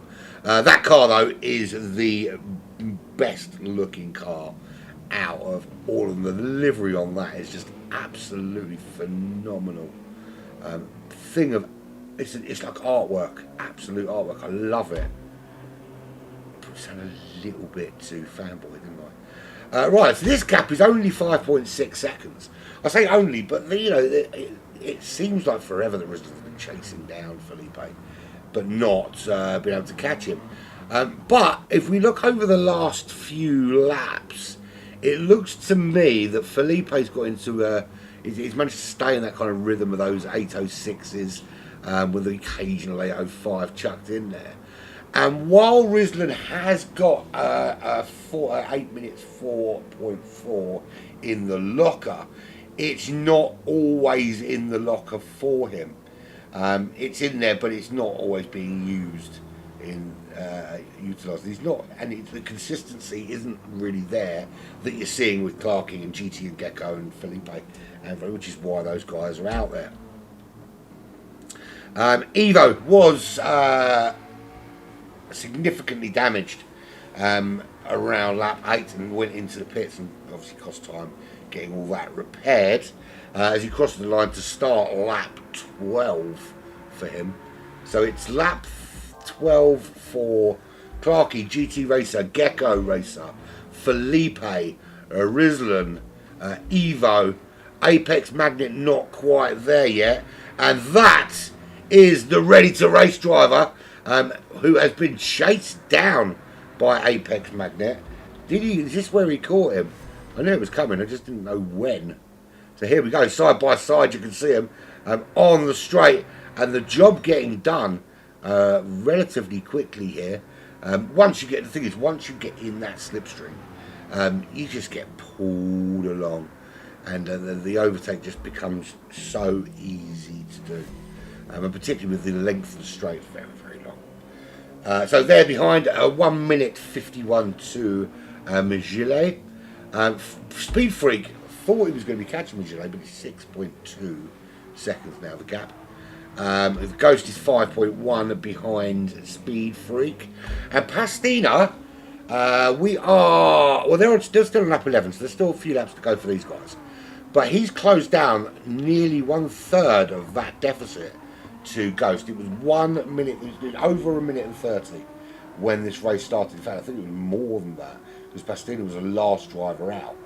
But has now closed that gap right down and given his teammates in the DCT every opportunity to improve their fare in this race. Certainly a good opportunity. If you bear with me, I'm trying to look for something. Can't find it. Yeah, I wouldn't call it top level, mate. It's 2 o'clock in the morning. No, you're not going to get my best work at this time. But thank you anyway. You get the shell of what's left of me before I get some sleep at 2:45 in the morning. Okay, so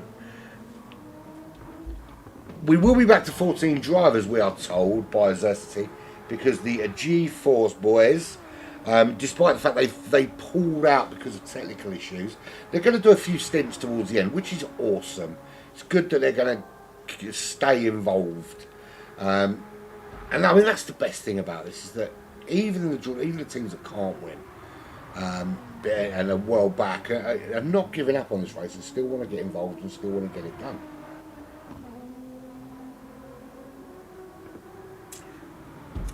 You know, it has rained all frickin' day, right? And it's still bloody hot. I'm getting annoyed. It's the problem when you're old and fat. Anyway, 45 seconds. Can Clarkey, before now and the end of the race, get that gap to 1 minute? There's the challenge, boy. There's the challenge, Clarkey. Your challenge from me is to get the gap to GT Racer. So when your teammate comes out in stint number 7 to the dulcet tones of my colleague Chronic, he will be talking about how you are 1 minute clear, or your teammate is 1 minute clear coming out of the pits. And yeah, and I'll be a very happy man. I'll send you a sticker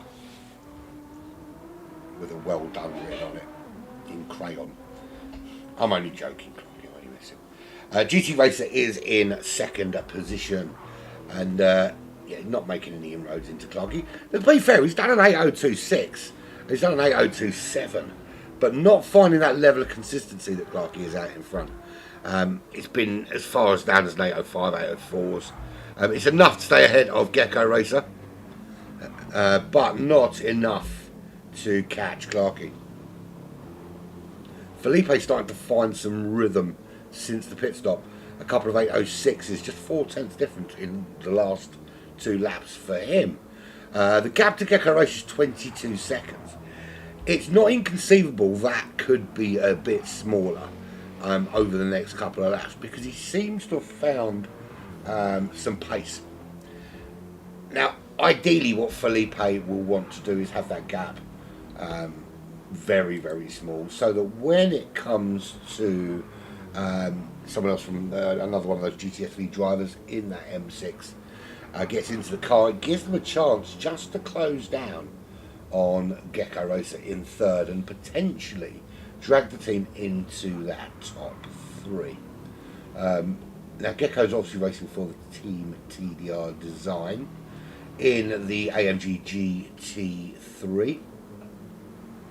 Not sure who's up next. It could be Mr. T himself, or Speed Hunter, or Philo. Could be one of those 3. But someone's going to be in it, and they're not going to want to see Felipe's teammates right on the back of them.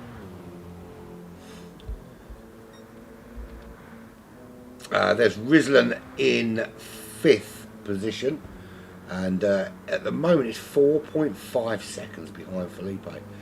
And again with some good pace, but just struggling with consistency at the moment, Felipe, which is such a shame, because a bit of consistency here and he could really close that gap right down, potentially.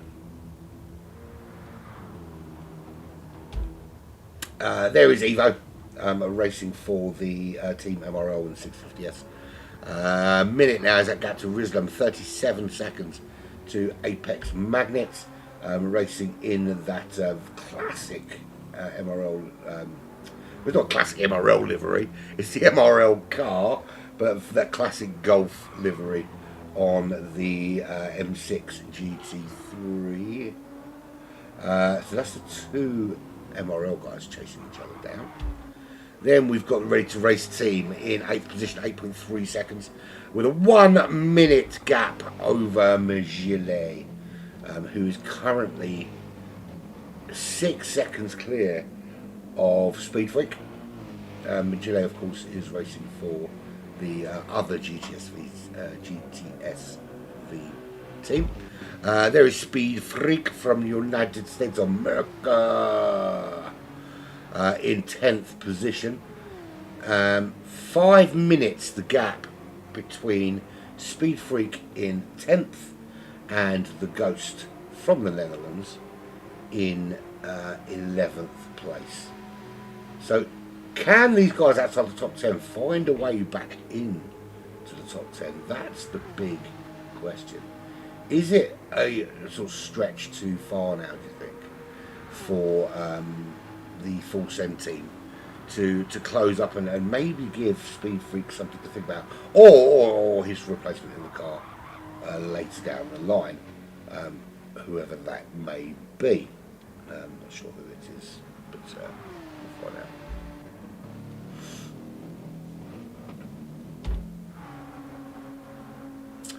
There is Pastina Calda for DCT. His teammates Incredibile, Irox and Toro Scatenato. That is the most Italian name I've ever seen. That is more Italian than Marco Corleone, which is not at all Italian. But it's really, really Italian, that name. It's insanity. There we go. A rounded potato. I don't know why I said it like that. Potato being an Irish thing. Oh, he's off. Can't park that there, mate. He's back on the racetrack though. So all good for rounded potato in the team CPTL AMG.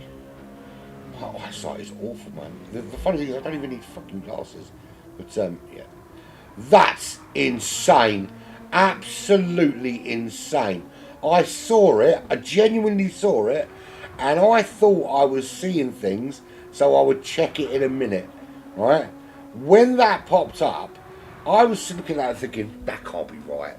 There's something wrong. There's a little bug somewhere. So I'll go into his thingy and I'll see if what the actual truth is. That is a phenomenal lap. Absolutely ridiculous. A 7:57.9 in the dark at the Nürburgring. You've got to be some kind of... That is nuts. That phenomenal lap. Absolutely phenomenal lap. What can I say? Well, just... applause, all day long applause. That is brilliant. And you've got to bear in mind that Clarkey is based in the UK, so for him it's 5 to 3 in the morning. It's not his first stint. I'm sure he's done a stint in the last 12 hours, at least one, so he's probably just as tired as I am, and he's still chucking in laps of that magnitude. And to be fair, it's credit to every single one of these drivers, because this is a long, arduous, grueling test of man and machine, and it really does, because let's face it, you race for a 2-hour stint, and let's say that you're racing now, and then you've got another stint. Even if all 3 of your teammates are racing, so you've got a 6-hour gap before your next stint. You're not going to be able to sleep straight away, because you're going to be full of adrenaline. So you're going to get up, you're going to have a walk around, you're going to go for a wee in a poo or whatever you need to do, and you're going to have a drink, and you might, if you smoke, you're going to have a ciggy, and then you're going to have a little wander, and then at that stage you'll be like, right, okay, I need to get some sleep. So you're going to chill out, and you'll probably flick the telly on for a bit. Well, actually, no, because the first thing you're going to do is you're going to talk to your mates and be like, it's how my stint went, da da da da. How's your stint going? Da, da, da, da. Right, I'm off. I'm going to do something else. And then you'll do your ablutions and you'll get a drink and you'll have some snack or a meal or whatever it is. And then you'll sit down and you'll flick the telly on for a bit, or you'll scroll through whether the social media, or you'll stick Netflix on, or whatever. So it's going to be an hour before you go to sleep, and then you do get to sleep. And you're going to sleep for a couple of hours, but you're going to have to get up and be wide awake for your stint. So you're not going to wake up 10 minutes before it. You're going to get up an hour or maybe 2 hours before, and get up and potter around and do other things you've got to do around the house and get yourself ready for your stint. So it is really grueling in that respect.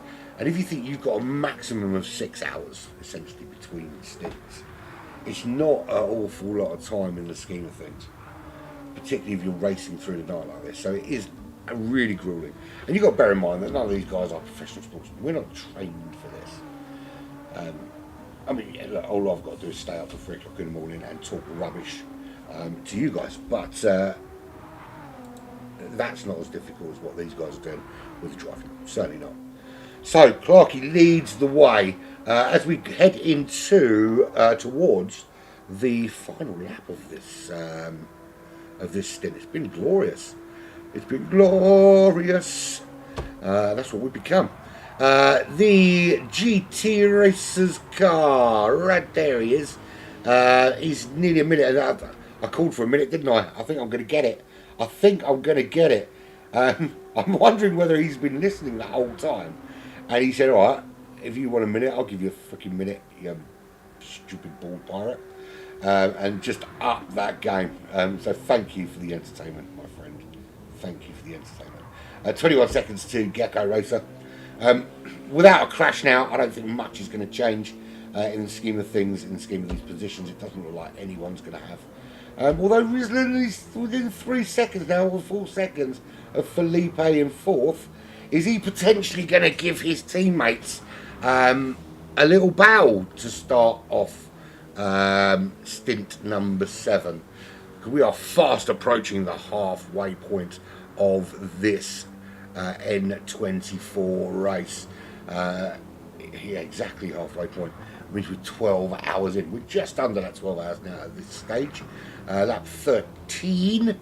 Lizlan is trying to close down Felipe. He was under 4 seconds. The gap now back out to 4.2. 1 minute 20 back to Evo. It's 17.5 seconds to Apex Magnet. 15 seconds to the Ready to Race driver, whose name I cannot pronounce. And then we've got Magile. It's 2 minutes gap there. 18.8 to Speed Freak. The Ghost is 4 minutes 49.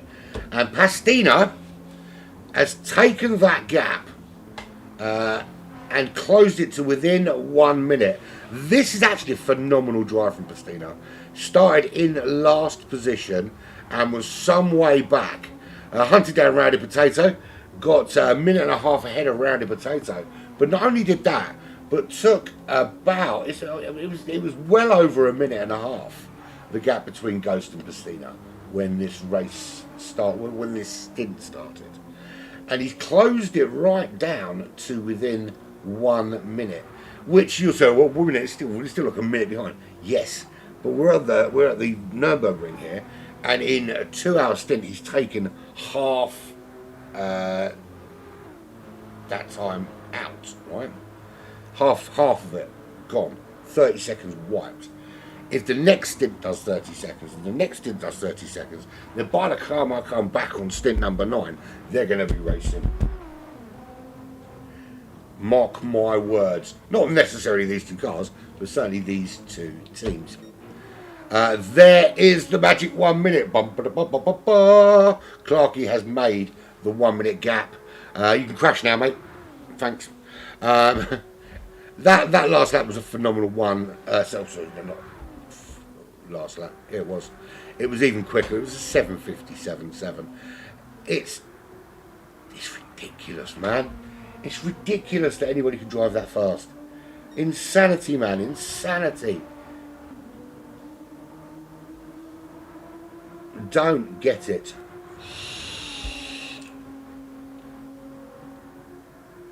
Nick, seriously, what have you been feeding this dude, man? Isn't it the opposite of south, southeast, north, northwest? Yeah. I think so.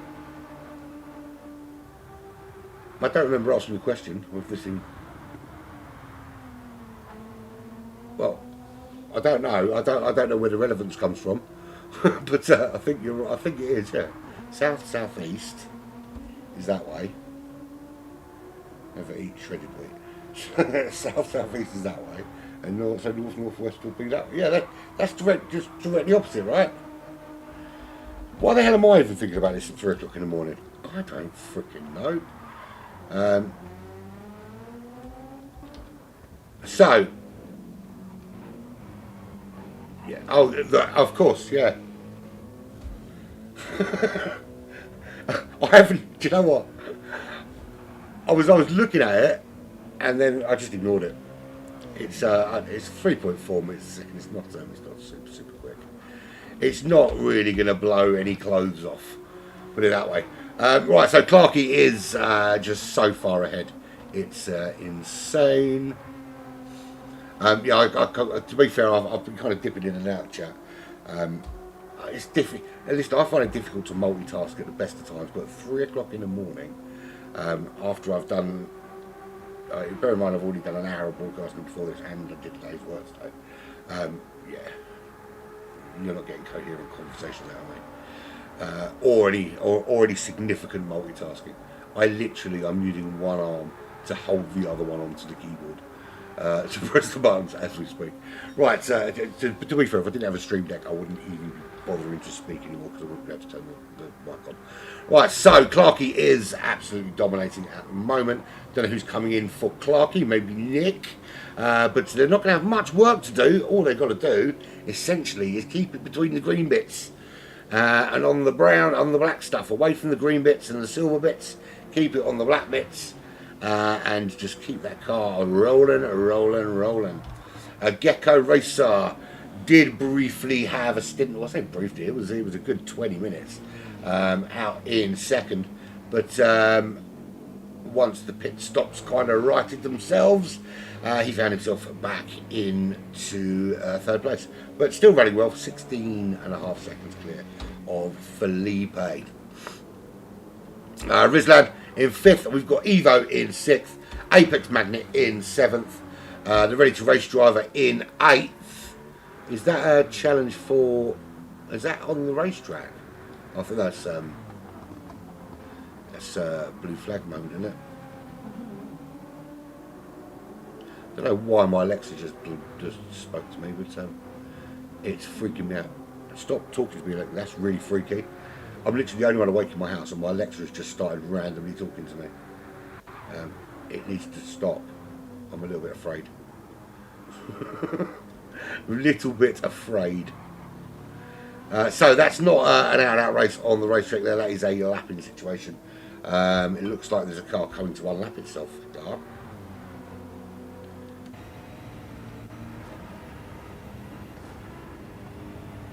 Was that a little coming together there? Yeah, that's not two cars racing, because that's the car behind is who is it? There it is. That's Pastina. So Pastina's actually a lap behind, but showing such phenomenal pace. He's actually trying to unlap himself, which he's got absolutely what the fuck accent was that? Absolutely, he's got absolutely every right to do that. But genuinely, I'm speaking in tongues. Yeah, he's got every right to do it, but it's a difficult thing to do to unlap yourself, because it's the etiquette's very different, isn't it? with you know, you're lapping. If somebody is lapping you, then you have to get out of the way and you have to show that bit of respect. If you are overtaking somebody, again, you're going to defend, but again, you're going to fight the battle that you should be fighting. When someone's unlapping themselves, you've no obligation to move out of the way. So you're racing your race. You don't have to move. They have to find a way around you. But it's not necessarily a move you're going to defend. So you could be in the middle of the racetrack. Right, so that is the end of this stint for Clarky. In he comes. That was a phenomenal last lap move with 7:57, 7:68. That's going to take some beating today, I can tell you that. Don't know who's going to come in from, but there he is, and he sits down and in go in the other lobby. Yeah, see, I did that. It was quality. Shame we can't. Shame we're on different channels. We should do the broadcast through Discord. It's changed to 3.4. It has indeed changed to 3.4. So GTR Racer. Not me. I think it's Chronic, mate. I think Chronic's doing it. But it's definitely not me. I'm going to go and get some Zeds, man. I'm going to get better Zeds. Actually, I'm going to watch an episode of Hannibal first and then I'm going to get some Zeds. So yeah, it was a minute gap. I asked for a minute gap. I got a minute gap. Be careful what you wish for. In comes GTR Racer. And as soon as he comes to a standstill, his teammate will be off. It's unbelievable. It is insane, isn't it, in the station? Absolutely insane place. I can't even get up my stairs that quick. Because I live in a massive house, and I'm only joking. I literally do not live in a massive house. Right, so JeGr races in. 17 seconds back. Yeah, we are officially halfway through. Indeed. It's official. You know it's official because the man in the yellow, the Endurance Racing Federation yellow man, wrote it. So Felipe in. Just wait for him to come to a standstill and his teammate will go. Oh, this has been awesome. I've really enjoyed this. To be fair, I could actually do another 2 hours now. I'm wired. I'm glad I'm not, but yeah, awesome. Rizlan. Talking of Rizlan, we had a workman the other day and he left a bag of weed on my doorstep. Anyway, he must have pulled it out of his pocket. Well, he must have had it down in his pocket and knocked on the door and then didn't realise. And yeah, when he left, I found a bag of weed on my doorstep. Woohoo! So Rizlan's into the pits. Next in is another race solo driver in the shape of Evo. I love that livery actually. So after the really, really gorgeous one on JeGr Racer's car. Is it Gecko? Yeah, I think Gecko. This one's pretty damn cool on this McLaren. So, where is he? Yeah, got a bit of a ways to go yet. He was a minute behind Felipe. Why has Rizlan left the pits? Did he accidentally press the button? I think he must have done. Naughty. You've just done 14 laps of Nürburgring and Nordschleife, man. Surely you don't want to do another one. You have to finish the lobby, of course, but well, I don't suppose you have to. Is there a hard and fast rule you just have to drive it, or can you just say, sorry, I'm done? Right, so in comes Evo. His teammate will be coming out very, very soon. Apex Magnet in also, just 5 seconds between them now. That's a battle that's going to rage on in the next episode. And if you want to watch the next episode, get on with it. Go away now, I'm done with you. I'm finished. Go and check out Chronic in the other broadcast. And if you haven't liked and subscribed, then do it, or I'm going to send the boys round immediately. You haven't done it yet, have you? Thank you very much. So, ready to race driver in, whose name you cannot be pronounced. Oh, yeah, I called him Voldemort. Gilet.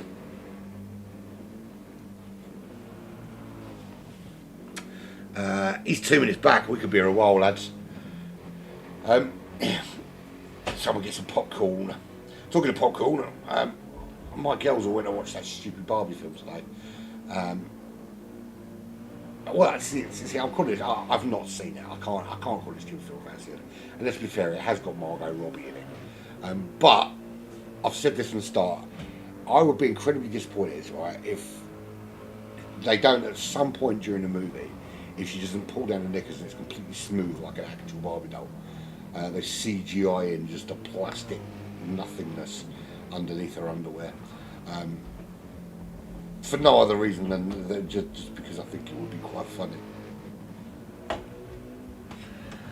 No worries, man. I don't know how I've managed it, to be fair. I'm absolutely shattered. Properly shattered. But it, it's what it is. Let's be fair. You lot are a hell of a lot more professional than me. You know the corner names, you know these people's names, you know what the cars are called, you know what thingy they're driving on is.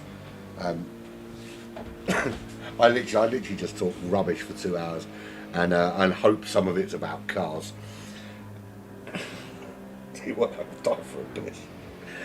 Anyway, let's get everyone home first, and then I can go and have my have my wicked way. Well, that's not that came out wrong. Yeah, I'll tell you what, if I went upstairs and tried to have my wicked way, I wouldn't be making it back for the next stint because I'll be kicked so hard in the nuts I wouldn't be able to walk. Right, so we're nearly there. Nearly there is Migile. In he comes. Speed Freak is next. Yeah, there's 170 of them, man. You cannot expect anybody to have memorised every corner name, apart from Sabine Schmidt. There's 170 freaking corners, man. I've got to remember really important stuff, like the words to Back in Black, or I don't know, the entire back catalogue of Vanilla Ice. I actually do know every single lyric to Ice Ice Baby, and I won't be doing it. The Ghost is coming home in 11th. 4 minutes. I think we've got to wait for this one. Yeah, he's some way back. So it's just the Ghost. It's Pastina, who really has closed down that on the Ghost, down to 53 seconds. That is a phenomenal stint from Pastina. I'm not just saying it because I like him. I don't think it's a toss up. I'm joking. I do like him. I shouldn't be picking on people. And Rounded Potato. Rounded Potato is just starting that 14. So essentially going to make me wait 8 minutes. So I pee myself. Thanks very much, buddy. Love you too, man. That'll be alright. I'll hold on. I'm an adult.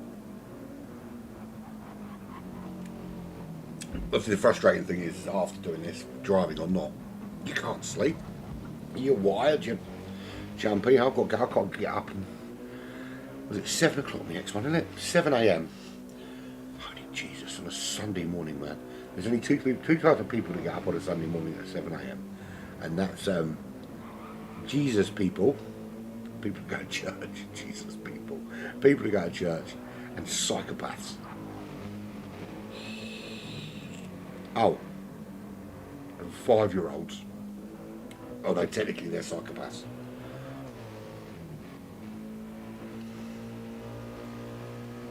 Yeah, so we're just waiting for everybody else to come home. We will have a few on the track. Obviously, there's loads of action going on the other thingy, Bobby Bob. The gap, actually, there was quite a good gap between, quite a small gap between Apex Magnet and Evo. So that might already be coming to fruition over on the Stint 7 broadcast.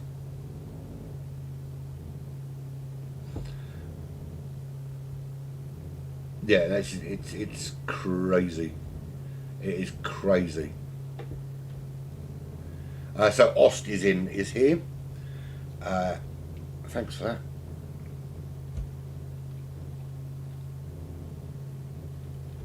It's just sitting in the pit box.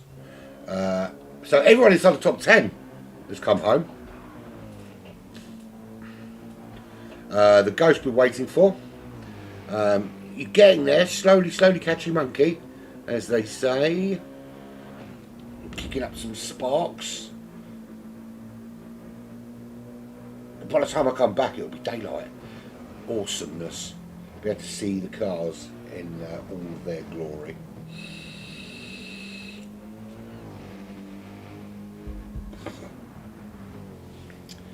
start taking a bit of dew that the weren't left to me doorstep the other day. No, I won't. If I did that, I'd sleep through the next thing. Right, so not long now before the ghost will dive into the pits. You'll see it right away, right about now. Funk's all right. It's got a little bit of a way to go, yeah. All the way down this straight, and then we're done. Let's go and sit in the seat next to him. Not that one. Not that one. Oh, you bellend. You haven't got all of them on the keyboard, you see. You have to do that on that one. Yeah, you probably should get rid of the driver, you pay. No worries, Gecko man. It's a pleasure. Pleasure. As always. Here we go. Into the pits he goes. And that's one more home.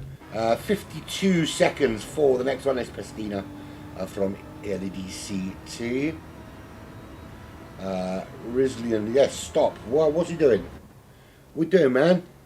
Stop, stay there. Do not cross the... Oh, yeah, because of course, if he crosses that line, then the countdown begins, and the people get kicked out, and, yeah, don't do that, man.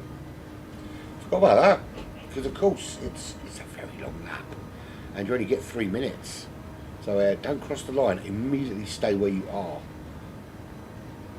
Because, yeah, that wouldn't be good. So once Pastina Calder comes in, and here he is now, he'll get into his pit box, he'll get all cotchy. His teammate will disappear off out onto the racetrack. So we're just waiting for a rounded potato. He's got about 100 corners left of these 170 before he comes home. The gap is 12 minutes between the leader and a rounded potato.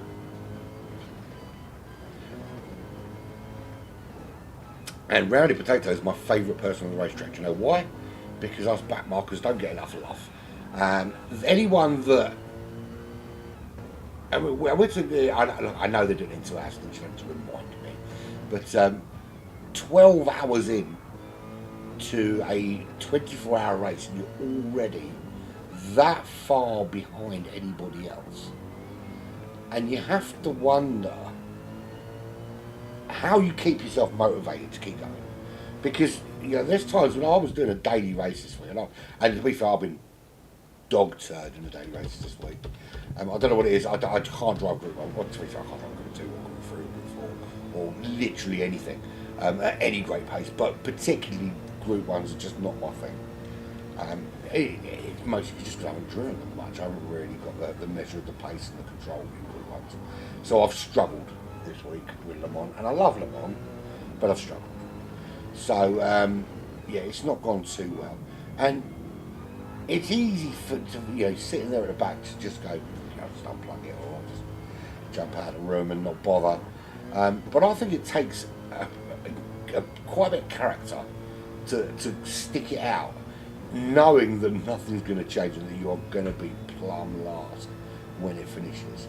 And I think more so if you're in a race like this, where you're coming home in 13th, you're going to come across the line here, and your teammate's been sitting in the pits now for the best part of 10, 15 minutes, probably more than that actually, 20 minutes waiting for you to come home. And then you do, and then they're going to go out, and they're going to be 4 minutes behind the next closest driver, and whether they're the quickest driver out there or not, 3 minutes is a long time. It's essentially 1/3 of this racetrack. You've got to try and make up, so somewhere near 50, 60 corners. As he does finally get home, there we go. And then, of course, there'll be back to 14 drivers, because City from the United States. Judas, of course, because he abandoned the bosom of Black Flag to a race. I'm only joking. You guys feel you like it, okay? Abandon that bosom. So he will come out afterwards in 14th place, and I can now hand you over, gift wrapped to Chronic. Stop watching me. Go and watch Chronic. Go away. Not interested in anything you've got to say.